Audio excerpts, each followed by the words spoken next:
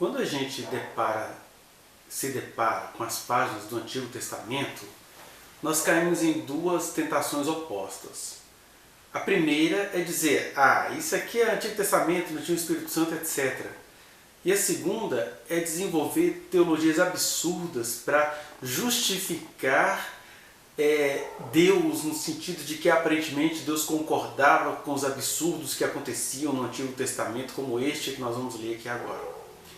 Mas eu te ofereço uma terceira alternativa, que não é nem justificar Deus, nem banalizar o que ficou aqui do Antigo Testamento memorizado. Mas sim, no sentido de a gente se enxergar diante do mistério da existência. Um primeiro aspecto desse mistério tem a ver com o fato de que Deus nos fez pessoas. Eu tenho dito isso em outros vídeos, acerca de 1 Samuel. Deus nos fez pessoas. Ser pessoas significa ser responsáveis, construir a própria existência e, sobretudo, construir a própria existência nele, em consulta a ele, em comunhão com ele, mas mesmo assim nós continuamos sendo pessoas. E o que é ser pessoa? Em primeiro lugar, é sermos seres em potencial. É a gente construir as nossas percepções, a nossa beleza, a nossa indumentária. Nós não nascemos prontos, nós nascemos incompletos, nós somos os seres, por assim dizer, os mamíferos mais incompletos, porque nós nascemos com a capacidade de o tempo todo construirmos a nossa existência. Das nossas formas de pensar até a nossa forma de nos vestir. Também, ser humano, se de um lado significa que nós somos devir, ser humano também significa que nós somos, inevitavelmente, limitados a negociarmos o tempo todo com o tempo, com o espaço, com as circunstâncias. Por isso que Davi, entendendo isso, entendendo como que Deus o tempo todo nos compreende, condescende-se com a nossa finitude, com a nossa condição de sermos socialmente, culturalmente, historicamente condicionados, ele vai dizer: bem-aventurado é o homem a quem Deus jamais imputará pecado, porque nós somos pecado. O segredo é que Deus olhou para aquele que o ama, que o teme, que entende isso, que se apropria disso, e olhou assim: você é pecado, mas eu não vou imputar pecado a você, eu não vou te tratar conforme os pecados que você é. Em algumas circunstâncias, de acordo com os pecados que você pratica, mas o que você é, não. Nós somos pecado. Nós somos pecado, ou seja, a gente já nasceu torto, nós somos uma seta torta, do grego amartia. A seta já é torta, você atira uma seta torta, ela vai para o lugar errado. Assim é o ser humano. Em outros textos bíblicos vai se dizer que nós somos como o mar, o tempo todo jogando para a praia as suas sujidades. Nós somos pecado. Então o máximo que a gente pode fazer na caminhada é não andar na prática de pecado, naquilo que a gente consegue ver como prática. Mas nós somos pecados, a nossa bondade é toda turva. Por isso, bem-aventurado o homem, bem-aventurada a mulher, a quem Deus olha e diz: é pecado, mas eu não vou tratá-lo ou tratá-la conforme os pecados dele ou dela. Por que eu estou dizendo isso? Porque em meio à sua fuga de Saul, Davi se acha num dilema, porque os livramentos são grandes, mas as situações são ferinas, elas doem, elas nos traumatizam. É traumático viver uma vida fugindo de um rei que tinha o tempo inteiro bajuladores, o seu gado, para ficar denunciando você, sendo que você não está fazendo nada de errado. É uma perseguição horrível. É toda hora você lidar com a cara da morte. Às vezes a morte aparecia na frente dele, era Saul.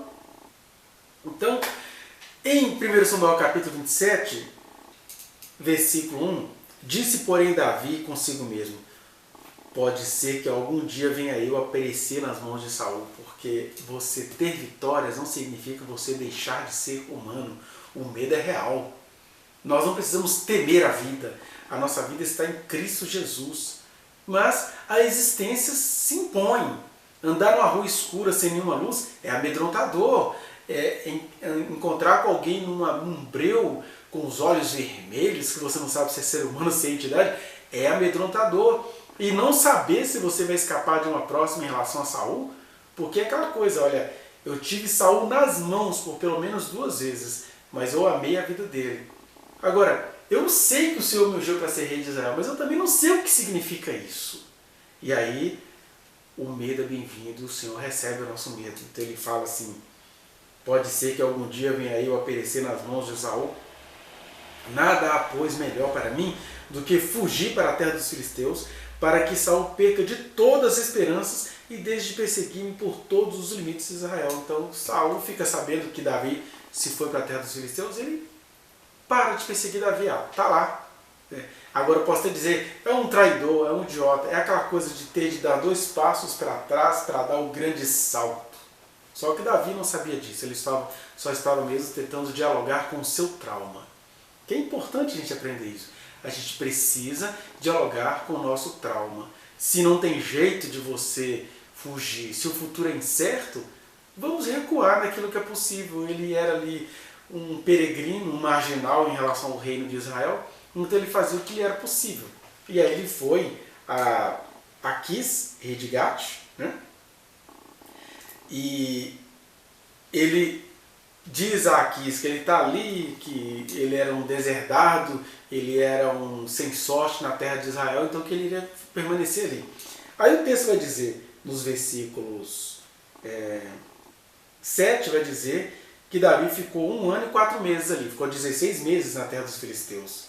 E o texto vai dizer no versículo 8, subia Davi com seus homens e davam contra os Gesuritas, os Gersitas e os Amalequitas, porque eram estes os moradores da terra desde Telã, na direção sul, até a terra do Egito. Então, ao sul de Judá ali, Davi fez uma verdadeira caçada.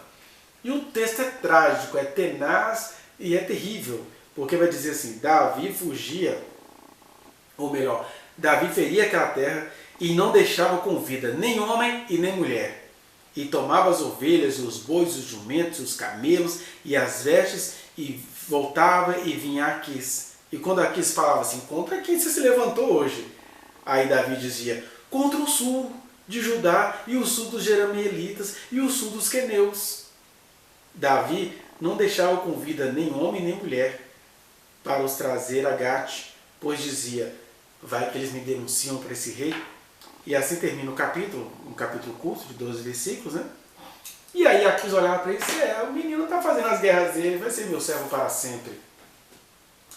Então nós temos aqui algumas situações, voltando ao que eu disse no começo, não é justificando Deus, mas é tentando nos compreender na nossa finitude, nas nossas constantes possibilidades, no nosso constante devir, em relação ao mistério divino, aos livramentos divinos, que são de Deus, mas não nos tiram dessa questão de que somos humanos. Qual que era a humanidade de Davi aqui, dos seus 600 homens? Eles estavam num período onde as pessoas só compreendiam a linguagem da guerra, onde a religião dominava, onde o povo era sanguinolento, era um povo cruel. Tanto é que a gente fica assim, nossa, Davi não deixava com vida nenhuma nem mulheres, mas você vai ver lá no capítulo 29, por exemplo, que os benditos Amalequitas, eles não tiveram dó quando Davi vai a alguma missão de guerra. Os Amalequitas invadem as cidades onde Davi tinha feito ali a sua pequena fortuna com seus homens, e eles saqueiam tudo e ainda levam com eles as mulheres, né? Levam tudo para eles. Então, por que neste contexto Davi teria que ficar com dó dessas pessoas nessas circunstâncias?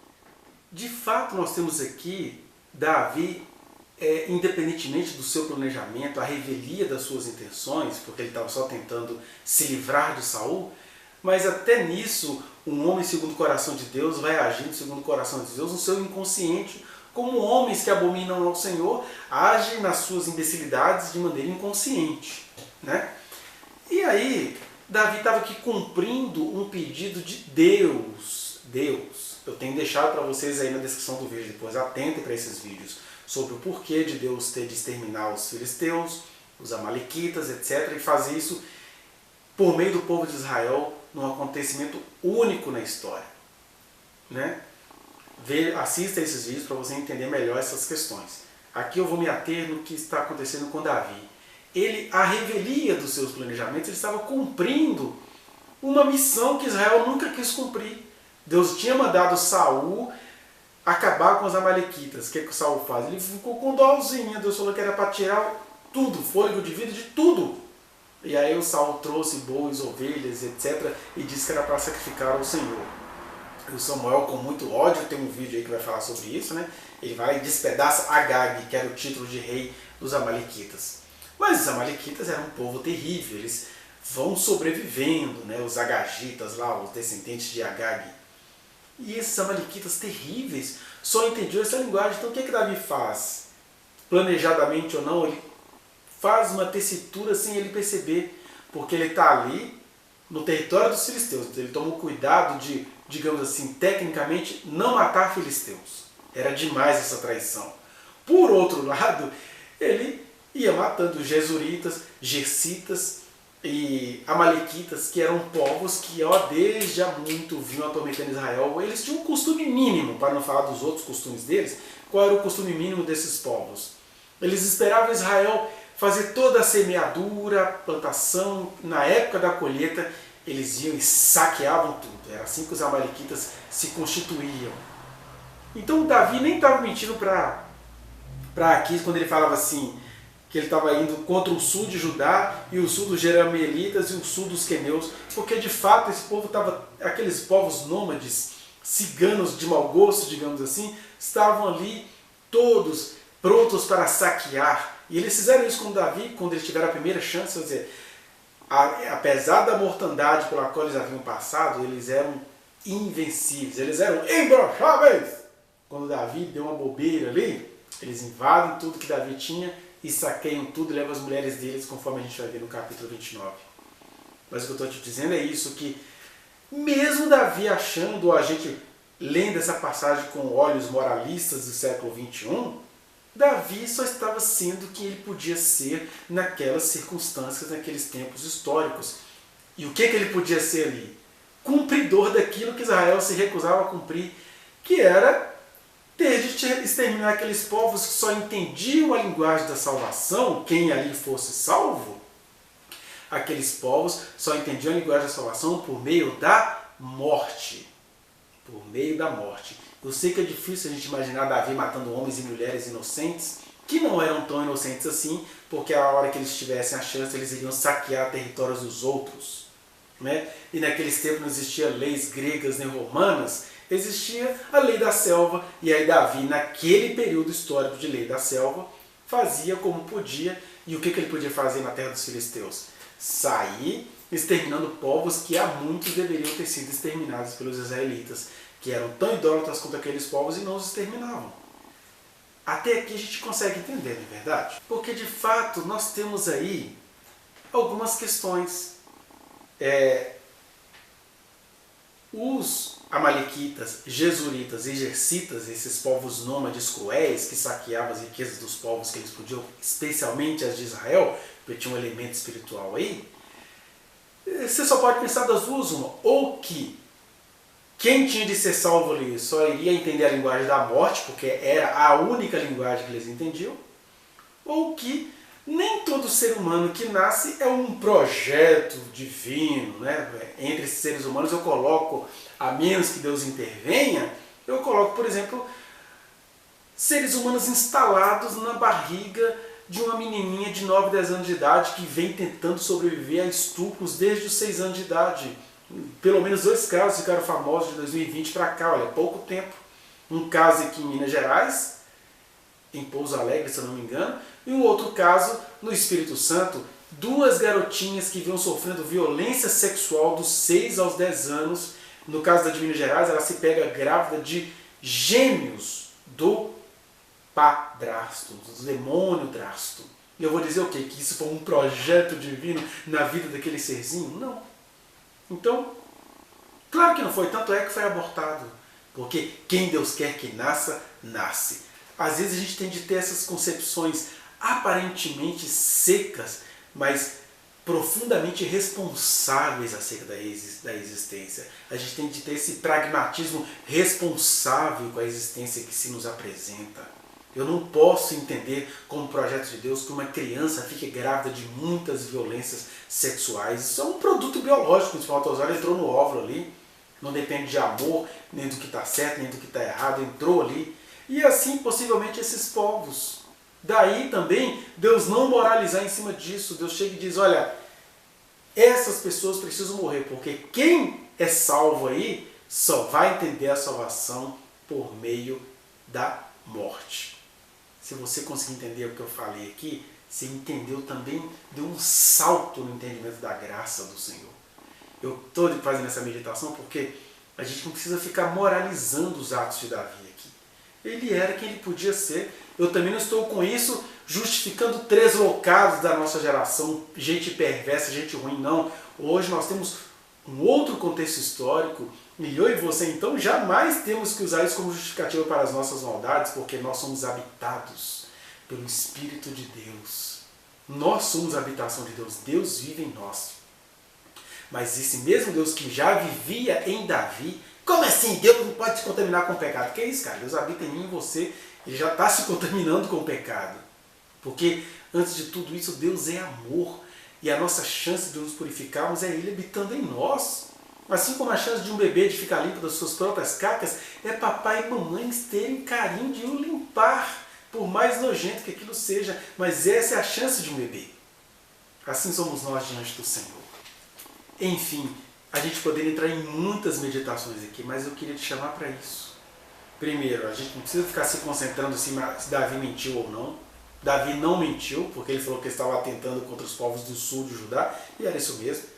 Esses povos do sul de Judá, que não eram filisteus, ele pôde ser leal como ele pôde, então ele evitou ferir filisteus, mas ele precisava cumprir uma coisa que Deus esperava de Israel, que era pregar a salvação por meio da morte naquela situação específica, porque naqueles povos, uma parte veio à existência por acaso mesmo, como vêm as filhas de estupro, desses que não conseguem nascer, porque os que nascem Deus faz nascer, ou